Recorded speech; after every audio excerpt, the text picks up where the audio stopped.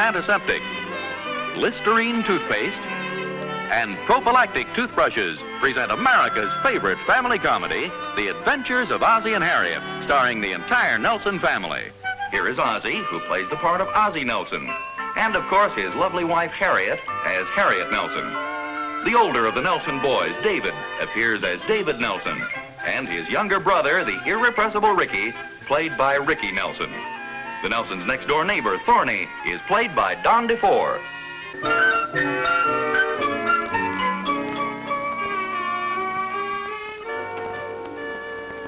Man is a confused animal. What did you say? Oh, sorry, dear. I didn't notice you walk in. The book salesman finally go? Yes, he did. Very nice young fellow, too, Harriet. Very alert, very aware. Alert to what? To the dangers of our modern living. Man is a confused animal. Just doesn't know how to live anymore. How about women? Yeah, the same thing. We rush through life helter-skelter, missing half of the important things. You take me, for instance. We have hundreds of fine books around the house here. I don't even know the titles of half of them. Just picked up this little booklet here. Looks mighty interesting. The Romance of Dirt. Where do we get this? Came with a vacuum cleaner. You see, it's different now than it was in the old days. In the old days, people used to take time out to reflect a little bit. They'd get out under a big tree and browse and commune with nature and think things over. Nowadays, man has lost his intellectual curiosity. It's just as I said before. Man is a confused animal. I thought the book salesman said that. Well, yes, he did, but it's very true, Harriet. You take even in reading, for instance, the kids of nowadays. What chance do they get to become acquainted with really good literature? I mean, they spend their time reading comic books, they look at television, they watch moving pictures, they listen to radio. It's no wonder they're confused. Hi, Thorny. Oh, hi, Oz. Where you been keeping yourself all day? Oh, just browsing through a few books. Ah. You know, Oz, we should do more of this these days. Oh, you're so right, Thorny. It's a dangerous age we're living in. Not like the old days. You know, man had more intellectual curiosity in those days. He learned things for himself. But, gee, nowadays, well, he's a confused animal. Evidently stopped by your house, too, huh? Yeah. You know, there's an awful lot of truth in what this guy says, Thorny. I mean, after all, it is a dangerous age we're living in, especially for the kids. I mean, they don't have the advantage of the good, solid, old-fashioned literature that we used to have. Boy, Oz, you're right as rain. Moby Dick, Ivanhoe, Lady of the Lake, poems of Keats, Shelley, Byron. Delightful. Yeah, nowadays the kids have comic books, they have television, they have radio, all those things to keep their minds off the good, solid, old-fashioned stuff. I remember when I was a kid, I used to lie in bed with that flashlight under the blanket. Oh, the hours I spent reading Treasure Island. Oh, really, Oz? Gee, that was my favorite book. No kidding. Yeah, the Rover Boys at Treasure Island. I'm talking about the old classic, Robert Louis Stevenson's Treasure Island. Oh. Besides, the Rover Boys never went to Treasure Island. Oh, no, wait a minute, Oz, you're wrong there. The father got lost there, remember? He was looking for the treasure and... No, Thorny. I've read every Rover Boy book. You've got it confused with Africa. Don't you remember? And besides, it wasn't the father. It was Uncle Randolph. And don't you remember the old sea captain had this mysterious map? Oh, and, wait a minute, Oz. You're getting all mixed up. Uncle Randolph was back in New York State putting the squeeze on Josiah Crabtree after the squabble about Sam Baxter. Sam Baxter was Dan Baxter, the son of Arnold Baxter, the town scoundrel. Oh, King Sam. Yeah, what's the difference? Anyway, it was Arnold who gummed up the Treasure Island expedition. Thorny, It wasn't Treasure Island, it was Africa. And besides, Arnold happened to be in jail at the time. Jail? Now listen to me, will you? He was doing a 6-month stretch because he tried to boil Dick, the fun-loving rover, in hot tar. It was one of my favorite chapters. Fun-loving Dick. Oh, Oz. Now, that goes to show you how much you know about it. Sam was a fun-loving rover. Dick was the elder rover, engaged to the widow Stanhope's beautiful daughter, Dora. Well, you may be right there. But the Rover Boys never went to Treasure Island. You've got to confuse with their expedition to Africa. Treasure Island. Africa. Treasure Island. Africa. Treasure Africa. Island.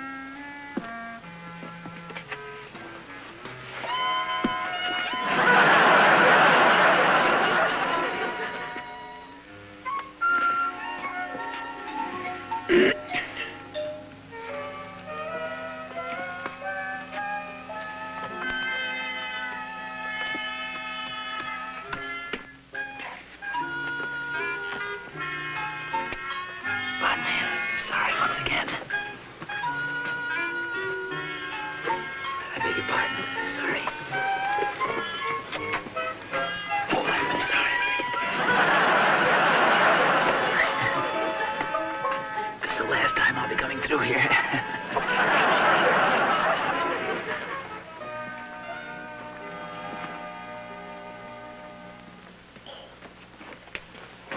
Harriet, here's the juvenile section right here. I wonder if they've got the Rover Boys books. Yes, I know they have. I phoned the librarian. Under an assumed name, of course. Rover Boys on land and sea. Rover Boys in Mexico. The Rover Boys at Treasure Island. Where? You know. If you see the Rover Boys in Africa, let me know.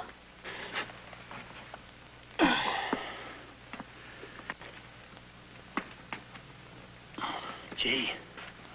Should have something to stand on around here.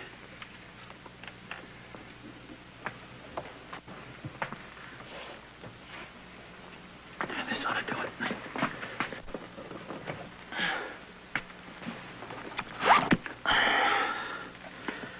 Oh, here it is. Here, give it to me. I'll have the librarian check it out.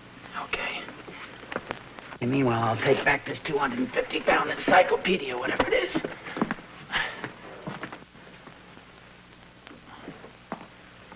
Oh, hello there, Mr. Nelson. Oh, you're David's English teacher, aren't you, Miss? Yes, Miss Fraser. Mrs. Fraser, how are you? Very Nice to well, see you. thank you. Well, this is a pleasant surprise. Oh, It thanks. isn't often that we meet one of the fathers in the library. Well, I had sort of a literary discussion with my neighbor, Mr. Oh, Thornberry. about Sir Henry Parkinson? I beg your pardon? His history of the Peloponnesian Wars. The book you have there. No, not. Oh, you're just like all the others. Am I? You're a little bit ashamed of yourself, aren't you? Well, Well, now, why should you be? no, I don't think you understand. I think if you have an honest intellectual curiosity, you should be proud of it, not ashamed. Now, you're obviously interested in Greek history. Why not admit it? Yes, naturally.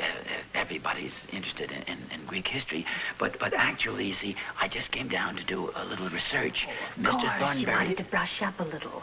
Yes. Well, I must admit I'm a little rusty on the Peloponnesian Wars myself. That's How long understandable. since you've read it? It's been quite a while. I bet you haven't opened it since college. Maybe even longer than that. The main thing is that you still have the interest. You know, that's what true intellectual curiosity gives us, Mr. Nelson. The hungry mind. Sure. I need arrangements. Hello, Miss Fraser. David's English teacher. How are you? I was just complimenting your husband on his intellectual curiosity. Yes, thanks. Harriet, pardon me, Miss Fraser. If we hurry along, we have a few errands to do. Do you want to take your book? Yes, but this is the book mainly. I'd like to have this, the Peloponnesian Wars by Sir Henry Parkerhouse. Parkinson. Parkinson. Well, I'll go along first, Harriet. I want to get the car out of the Parker house. Goodbye, Mr. Nelson. Bye-bye. Goodbye, Mrs. Nelson. Goodbye, Miss Fraser.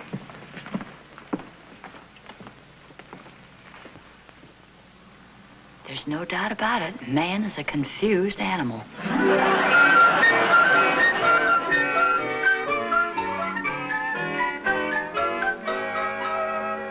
Listen to this, Harriet. The causes of the Peloponnesian Wars are understandably complex in that Patadeia, a Dorian town on the western promontory of Thrace, was induced to revolt with the support of the Macedonian king Perdiccas, formerly an Athenian ally.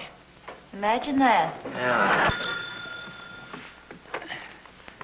Hello? Mr. Nelson, Yes? this is Miss Fraser. Oh, hello, Miss Fraser. What's on your mind? Well, we've scheduled a PTA discussion tomorrow night at the school on proper books for school children. We thought you might like to appear on the panel with us. Oh, well, I'd be delighted to, Miss Fraser. Oh, good. I was a little afraid, of course, that you might find the subject sort of elementary. Well, of course, it's not my specialty exactly, like Sir Henry. Oh, yes, I know. That's why we had the subject changed. What's that? We're going to discuss the Peloponnesian Wars. I don't think I got that quite clearly. I said we're going to discuss the Peloponnesian Wars. When I told the committee that you were especially interested in Greek history, they simply wouldn't hear of anything else. Oh, well, Miss Fraser, this might be a good time to let you in on a little sort of a joke. Oh, no. Mr. Nelson, you can't get out of it. We're depending on you. With your vast knowledge of the subject, it's going to be an exciting evening. Yeah, especially when you throw me out of the auditorium. We won't feel too bad if you outshine us. No, you don't understand. I understand that modesty must be overcome by firmness. We'll expect you at the school tomorrow night at 8:30. Goodbye, Mr. Nelson. But... What's the matter, dear? You look like you've been hit by a rock. Pardon me. Where are you going? I think I'll go up to my room and have a good cry.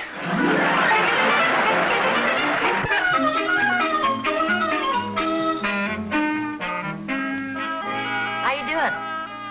Oh, not too bad. It goes a little slowly at first, but then after you get warmed up to it, it speeds right along. You know, it's funny, more people aren't interested in this sort of thing. What do you mean? Well, I noticed the last time this book was borrowed was December 10th, 1910. What page are you on? Page 8. Only page 8? Here, listen to this. Reads almost like modern fiction. After Herodotus had resided for some 7 or 8 years in Samos, events occurred in his native city which induced him to return thither. The tyranny of Lygidamus had gone from bad to worse, and at last he was expelled. You know, now, stuff like that, you just can't put the book down.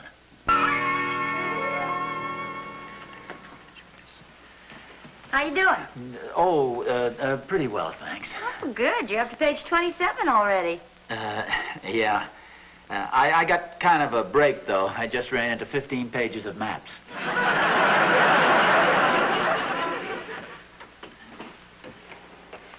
You!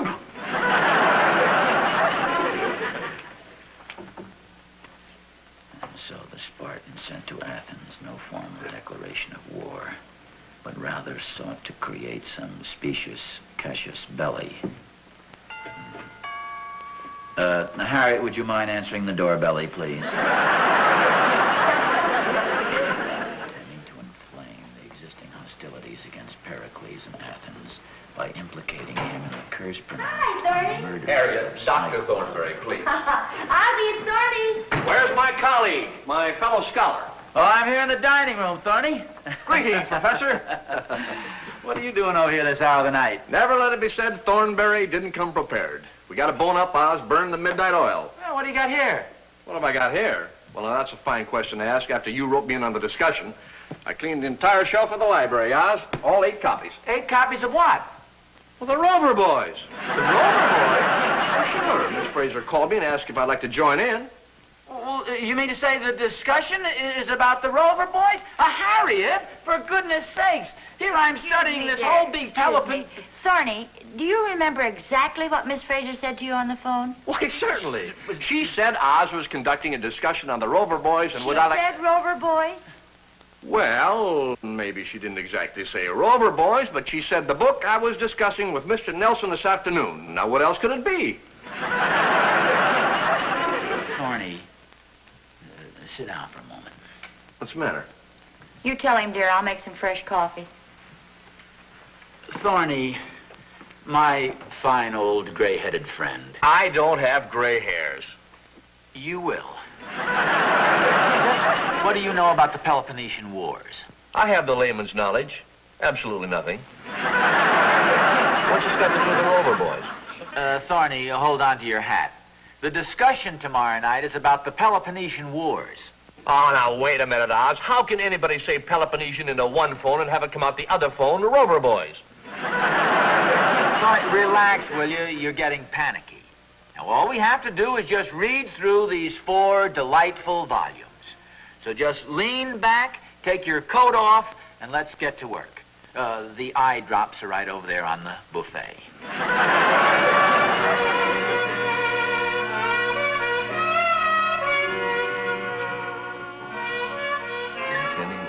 Inflame the existing hostilities against Pericles in Athens by implicating him in the curse pronounced on the murders of Cyclone. What have you got on Callicratides? Yeah, here we are.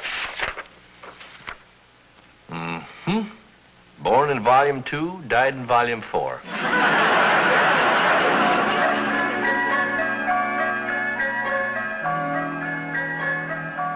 And took another road into the plains of Argus. Oz, that's absolutely right. How do you like that? How you doing, fellas? Oh, hiya, Harriet. Ask us anything reasonable about the Peloponnesian Wars and we'll give you an answer, just like that. Any reasonable question. Go ahead, ask us one. Okay, who won? That's not a reasonable question. No, wait a minute, Oz. You've got a good point there. We'd better look it up. They might hit us with that tomorrow night. Wait a minute. Would you two stand by for an important announcement? Such as what? Oh, Miss Fraser phoned. The discussion's been called off. What? Oh, what a disappointment. Oh. If I post hard enough, I could talk you into going to the movies? Do you want to go to the movies, Thorny? Oh, now, look, Oz, think of what you're doing. If we left this room, we'd be deserters. Where's your intellectual curiosity? You don't want to go to the show? Why, of course not. I happen to love literature. I have no desire to go to the Bijou tonight. It's a very good picture, Thorny. I know, I've seen it. Look at all this wonderful reading material. You mean to tell me you can leave this? Think of all the adventure that lies between these covers. Harriet Thorny is absolutely right. My intellectual curiosity and my thirst for good literature far surpasses my desire to go to the movies. Are you serious? Well, of course I am. Shall we begin? All righty. Here you are, Oz. Fine. Suppose you take the Rover Boys on Land and Sea, and I'll read the Rover Boys on Treasure Island?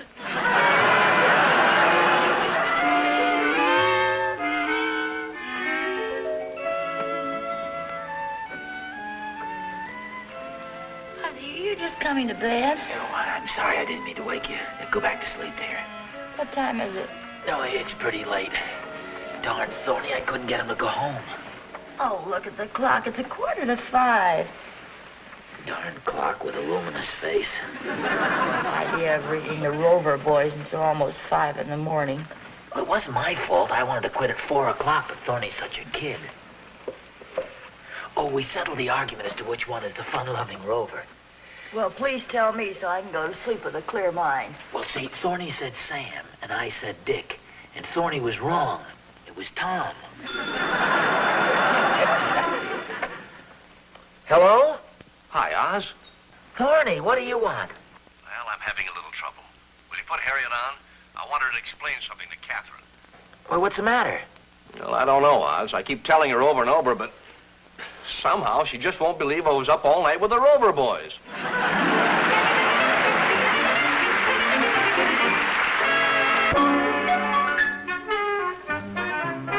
Oh, Harriet, look what just arrived by special messenger. The story of Aristotle. Well, nice. And look at the card that came with it. Wishing you a speedy recovery, Miss Fraser. Yeah, where'd she get the idea I was sick? I can't imagine. Well, and another thing that I just happened to think of, I don't remember hearing the phone ring when she called last night. Did you hear any dialing? No? That's good. Now, wait a minute. Harriet, did you by any chance phone Miss Fraser last night and tell her I was sick? Well, I had to do something. Your intellectual curiosity wouldn't have let you stop with the Peloponnesian Wars. You'd have just gone on, and pretty soon you'd have been so smart I couldn't be happy with you. Just what do you mean by that? Oh, there's some things I like to do. If you grow any smarter than you already are, I won't be able to do those things. What kind of things? Oh, little things. Like making phone calls and not having you catch on until the next day.